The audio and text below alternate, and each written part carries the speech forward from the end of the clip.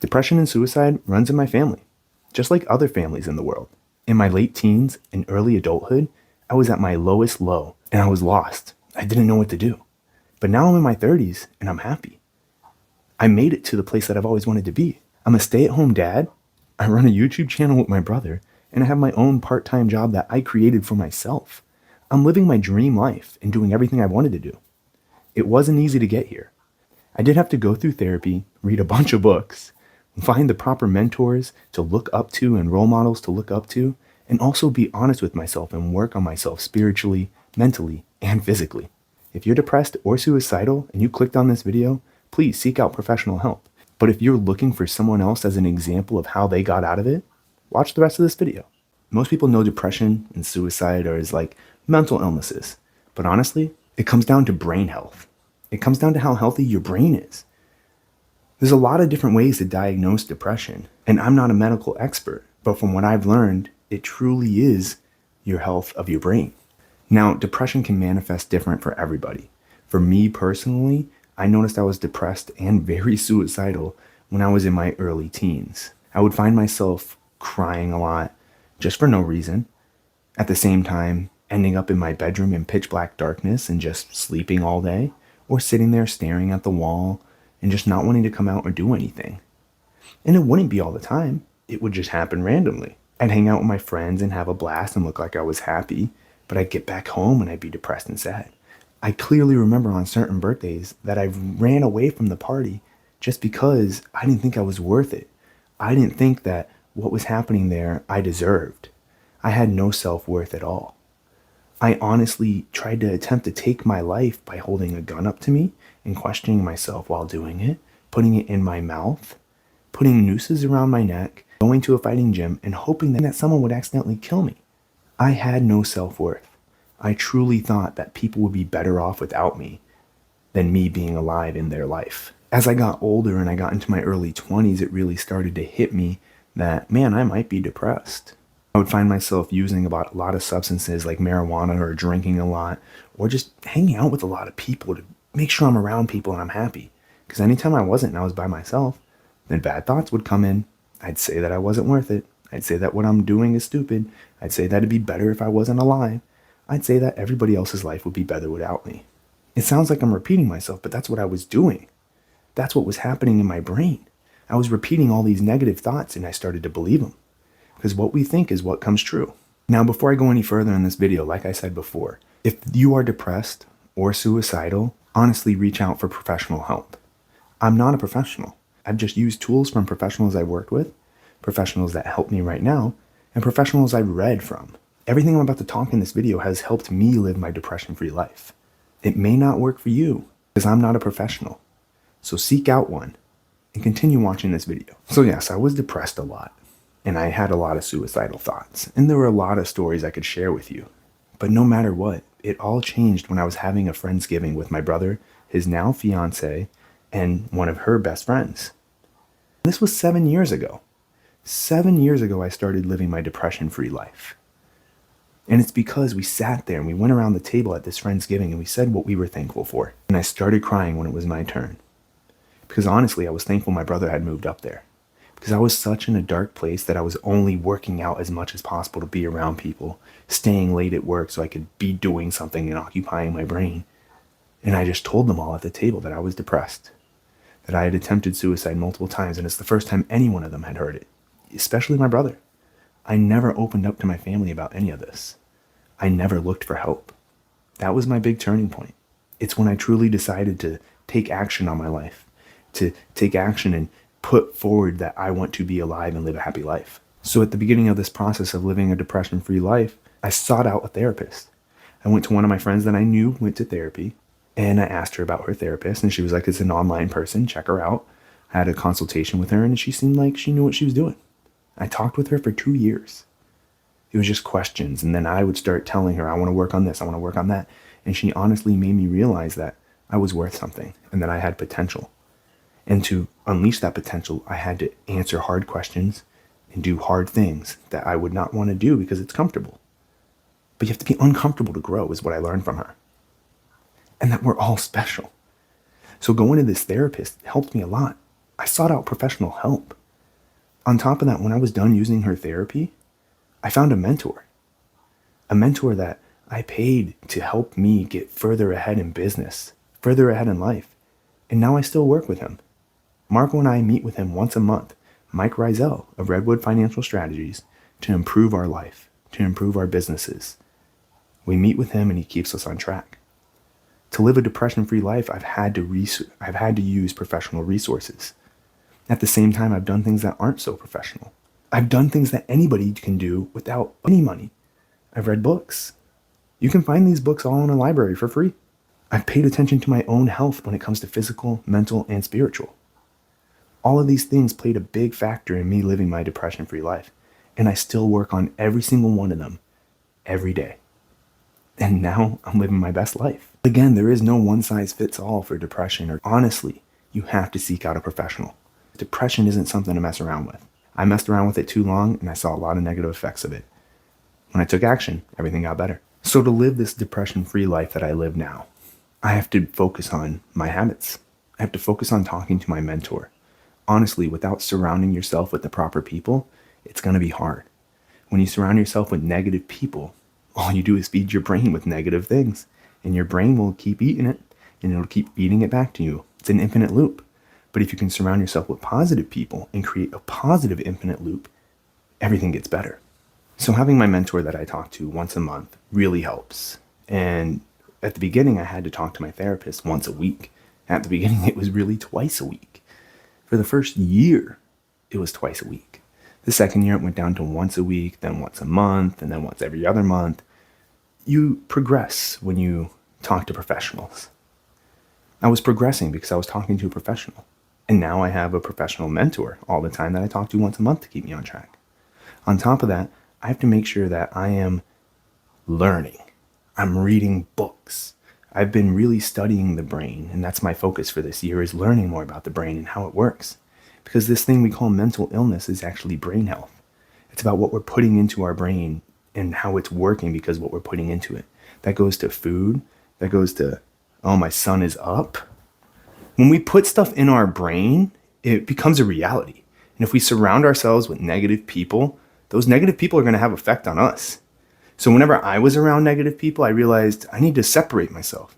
It even got to the point where I've had to tell certain family members of, hey, I don't want to hear as much negative stuff. I know you pay attention to it, but I don't pay attention to it. It even goes down to, in the past, one of my friends never even let their parents watch the news. And I didn't really understand why until now, after going to therapy, after having a mentor and reading all the books I've read, I realized that the news is just fear-mongering. It has a lot of fear, and it makes you sad, it makes you anxious, it makes you depressed, and it really triggers the fear inside of you. So having a positive circle is where it's at.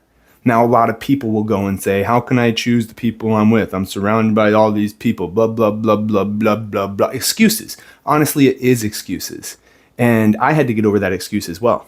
Luckily, I read a book, How to Win Friends and Influence People by Dale Carnegie. And the number one rule that he says for you to be interesting to people or for people to want to be around you is you have to be interested in them. If you want to find positive people, you have to be interested in them. When I found the most positive group of people, it was because I was asking people about themselves. Granted, yes, I did that in high school and all of that, but I hung out with people that didn't really have amazing lives. I mean, most of us didn't have an amazing life. A lot of people had hard lives because their parents had hard lives and they just passed it down. Whenever I talk to people now, I just question them like crazy. I ask them about their life, see what type of person they are, and if I want to be around them. If it's negative, I will stay away from them. I won't be around them as much. I've even had to cut off a lot of friends out of my life because they just didn't fit within it, and I'm trying to live a depression-free life, trying to be happy.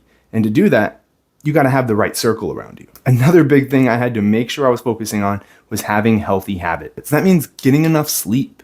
That thing I used to put off all the time. And whenever I get a lot of sleep now, it feels good. Having a son, it's definitely harder to get a lot of sleep. So I will take in as much as I can. If I can nap with him, I'll nap with him.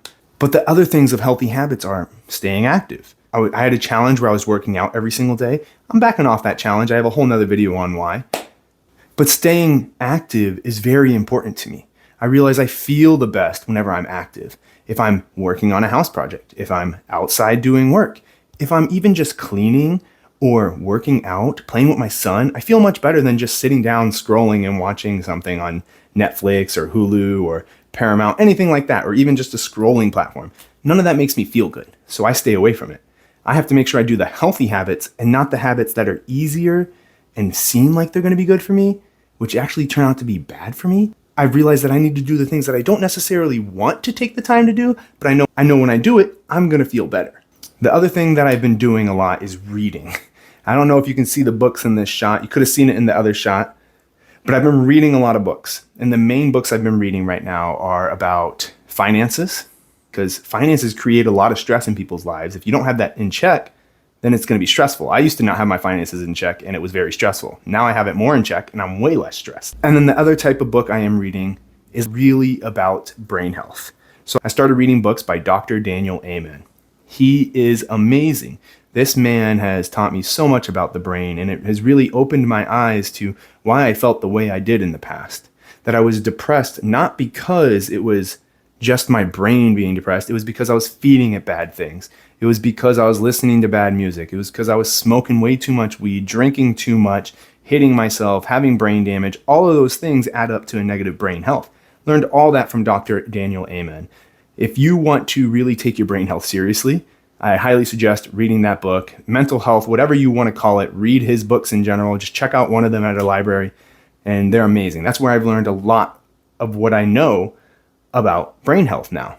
And it's really got me to be able to live a depression-free life. Reading books and continuing my education and learning more has made it so that my brain is working more. And every time I read, I get happier. I used to not even read a lot at all. I would struggle to read a page. Now I can read 20 in 30 minutes. It's amazing what has changed in me just from pushing myself and really getting uncomfortable. Whereas when I was more comfortable in the past, I was more depressed. I had negative thoughts. Our brain's a muscle. It's an organ and a muscle. I don't know if that's right. I'm not a doctor or anything, but it needs to be worked, honestly. Now, the last thing I've really been focusing on, and it comes with all the books I've read, Power of Positive Thinking, Think and Grow Rich. What other books we got up here? Building a Story Brand, Crucial Conversations. All of these books, no matter what book I've read, they've all had one thing in common. And it's that we need to be in control of what we can control. And so whenever I have a negative thought come in my head, I always make sure I question it. Why am I feeling this way? Why am I thinking this way? Why do I believe this? Why do I believe that? I shouldn't do that.